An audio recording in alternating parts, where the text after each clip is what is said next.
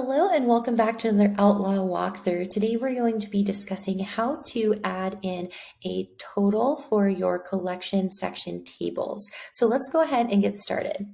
So a great thing about the collection section tables in FEGA is that you can pull in all of your collection section items in kind of one nice table. And now Outlaw has the ability to total all those different things. So that's great for things like your meds, maybe insurance, any kind of things, maybe even your settlement or negotiation, you can actually total all of that. So let's go ahead and jump into it. First things first is that you're going to need to add in a collection section table. If you haven't added one in before, it's really pretty simple. Let's just go ahead and add in one here. You would do your bracket plus FV. And then let's think, I think we have an insurance section in here. We can just add it in.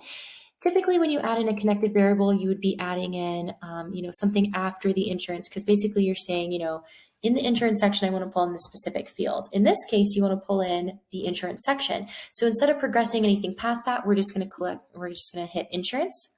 From here, you can see it says no columns set.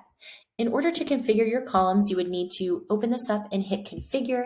You would go through and just select, which ones you would like to see. So we could bring in the insurer, maybe we could, bring in like a med pay total or something like that. Basically, whatever kind of data you're trying to pull into there. This is referencing all of the fields that are within your insurance section. All these ones that you kind of see that are almost duplicative, this is saying that this is actually in a contact card called policy owner. And so, we can see like their first name, last name, all of that information there. So we can see that. So we can just go ahead once we have our columns that we would like. Typically in this step, you would hit save, but since we're going to be actually totaling, these different ones, let's go ahead. I'm going to rearrange these, but let's just go ahead and click into one of these items.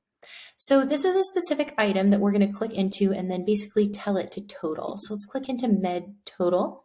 You can see that the data type is already at currency, which is great. And then you can come down here and we can sum this. That's basically all that we're going to need to do for this. We would then just hit update and then hit save on this.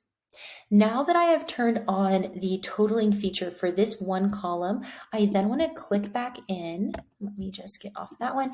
I'm going to click back in here and show the total row. So if you don't do this and you go to preview this as, and let's just say that we've put in our information, let's select our insurance items.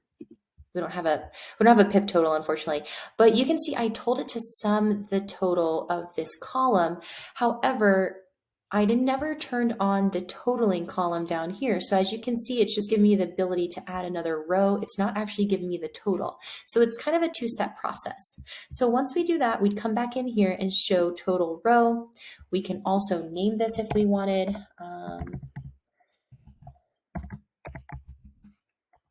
PIP total if we wanted to, and then you can see this will show up.